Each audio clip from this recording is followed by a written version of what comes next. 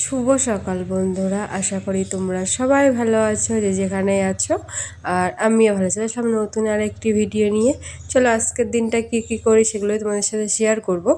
আর আজ হচ্ছে শুক্রবার, তো শুক্রবারের ভিডিও এটা হচ্ছে।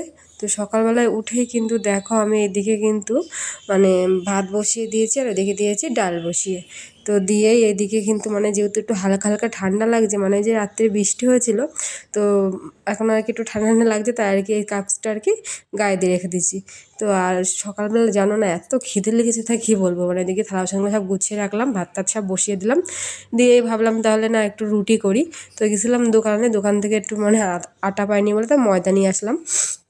তো ভাবছি আজকে ময়দা রুটি করে খাবো, কিন্তু পরে আমার বড়মশাই এসে বলে কি যে রুটি করতে হবে না ময়দা, তুমি লুচি করো, যেহেতু তেলটা রয়েছে তাহলে তুমি লুচি করো।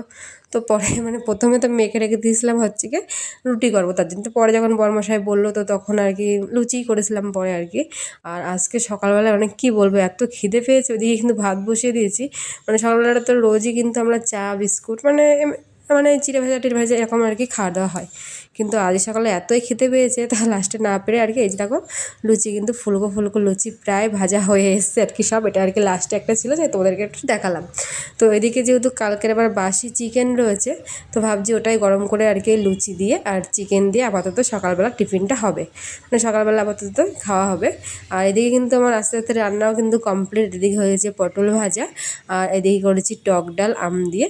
আর এই যে কালকের যে চিকেনটা ছিল, তো এটা এখন গরম করব। তো গরম করে ফুলকো ফুলকো লুচি আর হচ্ছে চিকেন, তো এটাই আপাতত খাওয়া দাওয়া হবে সকালবেলা। আজকে আর সকালবেলা আর চা খেলাম না, কারণ ওই যে ফুলকো ফুলকো লুচি খেয়েছি আর হচ্ছে চিকেন কষা খেয়েছি।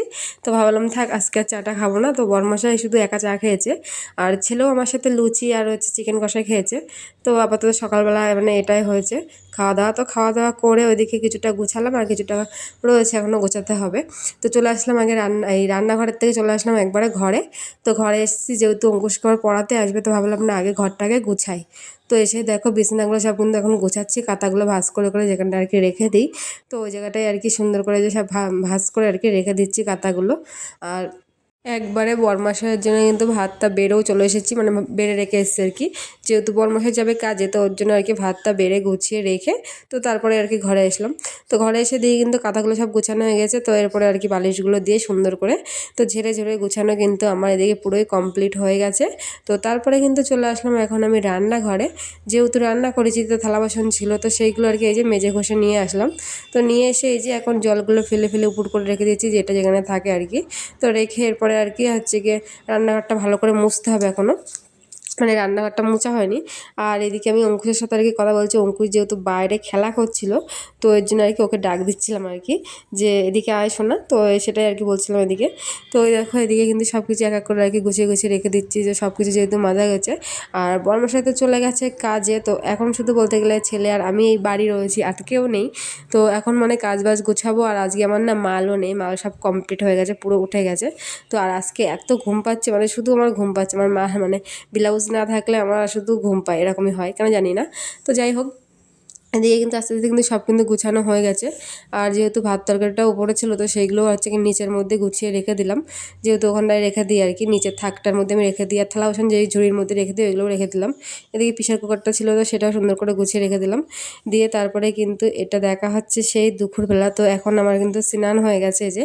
তো স্নান করে ওইদিকে অঙ্কুশেরও কিন্তু স্নান করা হয়ে গেছে, তো দুজনে মিলে আর কি স্নান করলাম। তো স্নান করে চলে এসেছি ঘরে।